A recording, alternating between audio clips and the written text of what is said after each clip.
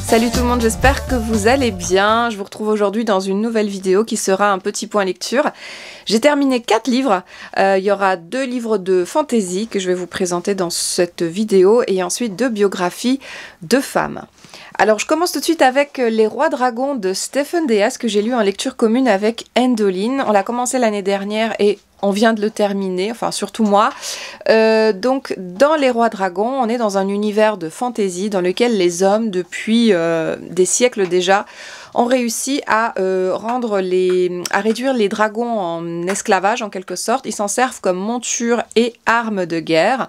Et ce grâce au travail des alchimistes qui ont élaboré une sorte de poison qui sert à inhiber complètement leur capacité psychique et aussi leur capacité surnaturelle. Les dragons donc plus aucun libre arbitre. Je crois qu'ils ne peuvent même plus communiquer entre eux et ils sont élevés en fait dans des sortes d'écuries avec des personnes qui s'occupent d'eux et elles appartiennent aux personnes qui sont dans les hautes sphères de la société. Alors parmi ces personnages, il y a notamment Jehal qui est quelqu'un que vous allez rencontrer dès le premier chapitre et un des personnages certainement les plus antipathiques que vous ayez rencontré dans vos différentes lectures. Vous allez voir à quel point ce personnage est vraiment vil, manipulateur. Il se soumet à diverses violences, ça lui pose aucun problème. D'ailleurs, Dixit, le chapitre premier. Et puis vous allez découvrir une palette d'autres personnages. Certes, certains sont plus attachants, mais par exemple, ils font des métiers comme mercenaires. Voilà, donc on est dans un livre assez violent, où la violence est quand même présente, que ce soit une violence psychique, physique, une violence faite aux femmes, ou encore des membres arrachés, coupés. Donc ce n'est pas un livre à mettre entre toutes les mains, mais j'ai beaucoup apprécié l'histoire, qui prend son temps, ici dans cette trilogie qui est compilée en 1000 pages par les éditions J'ai lu. Et j'adore le dragon d'ailleurs sur la couverture, je me les suis imaginé exactement comme ça lors de ma lecture. Et petit à petit, on va rentrer à coups de complot, de conspiration, on va rentrer dans quelque chose de beaucoup plus subtil et notamment dans la relation entre les dragons et les hommes. Et ça, j'ai adoré la façon dont Stephen Deas le décrit, d'autant plus qu'il écrit avec une plume vraiment superbe. À l'exception peut-être des dialogues qui sont un petit peu plus en dessous au niveau de leur qualité, d'autant plus qu'il y a beaucoup de vulgarité, même venant de la bouche des personnes de haute lignée. Donc ça m'a un petit peu chagrinée, mais ça se lit vraiment très bien. J'ai beaucoup aimé cette histoire et je vous le recommande 1 million de fois. Il y a une raison en particulier pourquoi je l'ai aussi adoré. C'est parce que c'est un livre qui a beau être de la fantaisie. Il n'y a pas des descriptions à rallonge des différentes auberges, par exemple l'auberge du chien qui pète. Non, il y a au contraire beaucoup de descriptions de sites naturels, notamment les grands espaces ou les montagnes enneigées. Et la nature est presque comme un personnage dans ce livre, puisque très souvent nos personnages principaux vont s'y retrouver perdus, blessés, et donc cette nature qui vous accueille, qui est tellement splendide et qui est si bien écrite par Stephen Deas, peut devenir aussi votre pire ennemi. Vous allez progresser moins vite lorsque vous êtes blessé, vous allez prendre un coup de froid si vous êtes trempé. Vous voyez, donc il y a vraiment ce côté très proche de la nature que j'ai retrouvé dans le livre de Stephen Deas et qui est vraiment à souligner parce que ça m'a grandement marqué et touché. Bref, si vous aimez les dragons, si vous aimez découvrir une relation très particulière entre les dragons et les hommes, je vous le conseille énormément. Ça prend son temps, mais vraiment c'est hyper immersif. Et même si je l'ai coupé au milieu et que je l'ai repris 1 an après, j'étais plus ou moins bien dans l'histoire. Je me suis retrouvée dans l'histoire et j'ai pas eu de difficulté à le terminer. Donc vraiment, je vous conseille ce roman 1 million de fois. J'ai beaucoup aimé cette trilogie. Maintenant, je vais vous parler de Brandon Sanderson avec La Voix des Rois. Alors, dans cet ouvrage, j'ai un petit peu plus peiné. En fait, je l'ai lu dans le cadre d'un challenge fin août où je devais lire un livre qui était noté 17.4 sur Livre Addict. Donc, ça tombe bien. Ce tome 1 avait cette note très précisément. Il était dans ma palle. Je me suis donc dit que j'allais commencer les archives de Rorschach, bien que j'avais envie de lire d'abord sa saga du Fils des Brumes, mais bon, c'est pas grave. J'ai déjà lu du Brandon Sanderson, bien sûr, j'ai adoré Elantris, j'ai bien aimé 13 de la Mer d'Émeraude, et dans les archives de Rorschach, on en revanche, je me suis un petit peu plus ennuyée. Alors c'est difficile à expliquer parce qu'on est dans un univers très très riche, comme toujours chez Brandon Sanderson, dans un monde où les chevaliers radieux ont subi une chute énorme il y a des siècles de ça, mais leurs épées, leurs armes restent toujours en place, sous forme d'avatar. Et puis, il y a différents personnages qui vont évoluer, notamment, comment il s'appelle, Kaladin, qui est un personnage extrêmement torturé et que j'ai beaucoup aimé. On va voir vraiment son ascension puis sa chute, presque comme un désespoir. C'est un personnage presque suicidaire et j'ai adoré ce personnage. J'ai bien aimé le personnage de Shallan aussi, qui est une jeune femme très ambitieuse qui veut apprendre auprès d'une maîtresse très très haut placée et qui veut accéder aux textes anciens.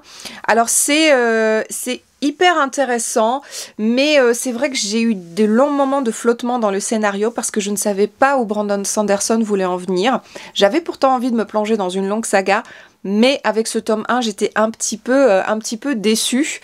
Je vais peut-être continuer cette saga, mais pas tout de suite. Et certainement, avant de la continuer, je relirai le tome 1 pour me replonger dans l'ambiance. Mais à part ça, voilà, l'univers est vraiment très très bien. Il y a des personnages un peu style faits de fumée qui sont vraiment hyper intéressants, hyper chou, très attachants. Mais voilà, j'ai pas réussi à rentrer de ouf dedans et je sais pas si vous êtes dans le même cas. Je sais que c'est une saga qui a énormément de succès, dont les gens sont vraiment friands. J'ai placé la barre peut-être très très haute avec cette saga et du coup j'ai un peu de difficulté à vous en parler aujourd'hui parce que j'ai eu une légère déception. Voilà, donc je vais le continuer mais pas tout de suite. Je vais laisser un petit peu décanter, reposer et je reprendrai cette saga un petit peu plus tard. Maintenant, je voulais vous parler donc de 2 biographies de femmes, comme je vous l'avais annoncé. Et on va commencer avec cette très courte biographie écrite par Roselyne Bachelot. Ça s'appelle Corentine.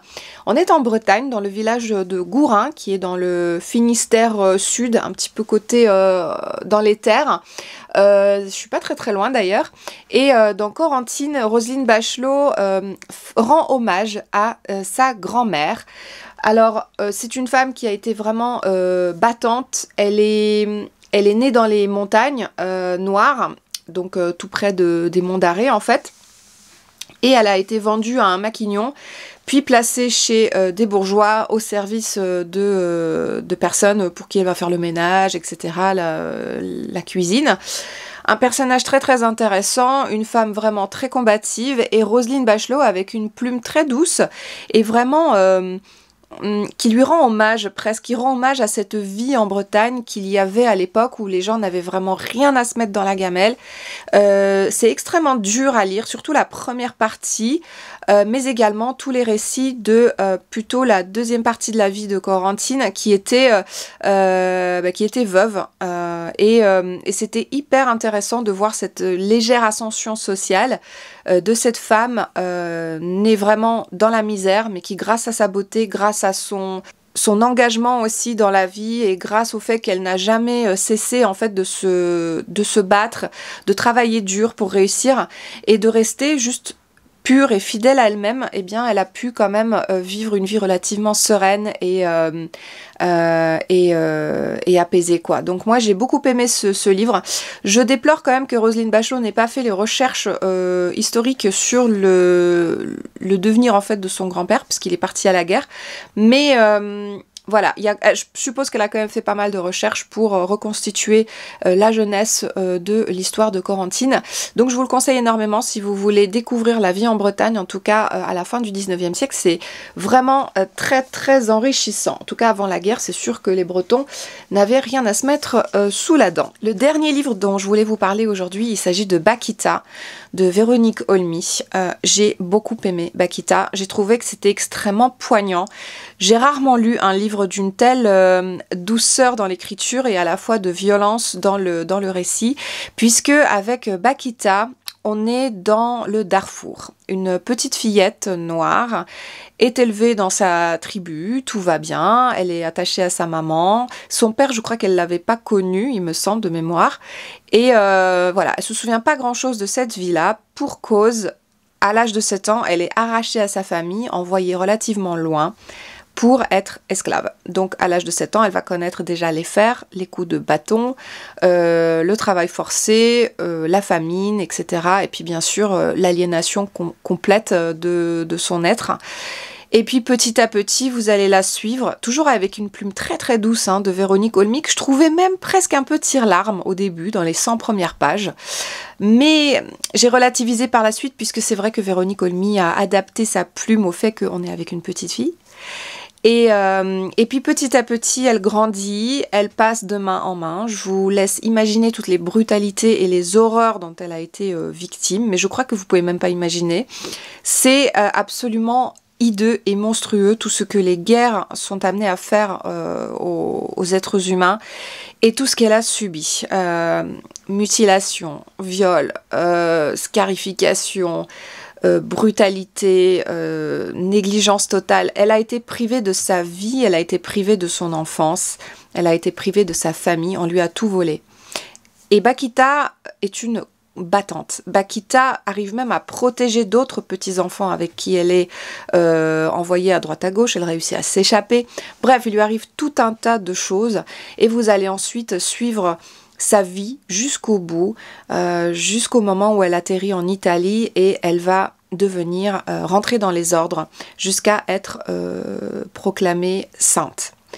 Donc, c'est un personnage hors norme, vous pouvez vous en douter, c'est un personnage, c'est une personne qui a réellement existé et c'est une femme d'une combativité, d'une force physique, mentale, d'une grande beauté aussi. Elle terrorise, notamment en Italie, parce qu'elle est différente, parce qu'elle est la seule de cette couleur et que les gens la comparent au diable, Bakita, un prénom qu'on lui a donné pour représenter sa noirceur. Et c'est en même temps une personne qui s'est composée sa personnalité à travers les événements qui lui sont arrivés. Il y a des moments où vous pleurez à chaudes larmes quand on lui demande de montrer sur une carte où elle habite pour l'aider à retrouver ses origines et ses ancêtres et peut-être sa famille, peut-être sa sœur, peut-être sa mère. Elle est dans une solitude et une tristesse énorme parce qu'elle ne se souvient pas. Elle se souvient juste de la lune, des caresses de sa maman, des perles dans les cheveux et basta. Elle se souvient même pas de son prénom. Donc c'est un personnage qui est absolument attachant. C'est un livre à lire, mais absolument pour découvrir une femme qui toute sa vie s'est battue pour les autres, qui a travaillé au service des autres, alors qu'elle n'avait plus rien, qu'on lui avait tout volé, et que tout au long de sa vie, elle a été considérée comme une chose, comme un déchet, et c'était extrêmement touchant. Vraiment, c'était un livre qui était mais bouleversant. Je l'ai adoré et je vous invite vraiment à lire Bakita. Allez voir ma chronique sur Instagram parce que ça fait déjà un petit moment que je l'ai lu et je voudrais pas oublier des éléments, mais en tout cas n'hésitez pas à compléter avec ma chronique et dites-moi si vous l'avez lu ou si vraiment ce livre vous tente, parce que c'est pas tous les jours que je lis des biographies, c'est quelque chose c'est mes petits instants doudou et bah là c'était pas doudou, clairement c'était une histoire vraiment très poignante, très choquante et malheureusement ça fait partie des horreurs du quotidien. Encore aujourd'hui avec ce qui se passe en Palestine, eh bien vous avez des exemples malheureusement tous les jours de ces violences, de ces brutalités et voilà, malheureusement c'est pas terminé. Donc lisez-le, vraiment c'est une œuvre magistrale, c'est une excellente biographie et c'est une femme à découvrir absolument parce que c'est une femme exceptionnelle qui vécut donc du dernier tiers du 19e siècle jusque dans les années 80 à peu près. Voilà, bah écoutez, c'en est tout de cette vidéo. Dites-moi s'il y a certains de ces romans qui vous tentent. Moi vraiment je retiens bien évidemment Bakita et les rois dragons dans cette vidéo. Je vous invite vraiment à les lire. J'ai vraiment passé d'excellents moments de lecture pour des raisons très différentes bien sûr. Et puis bah, je vous retrouve très prochainement dans une nouvelle vidéo qui j'espère mettra un petit peu moins de temps à paraître. Je suis même en train de faire un petit vlog. Voilà, bah écoutez, je vous embrasse très fort et je vous dis à tout bientôt pour un vlog. Tiens, allez, ciao!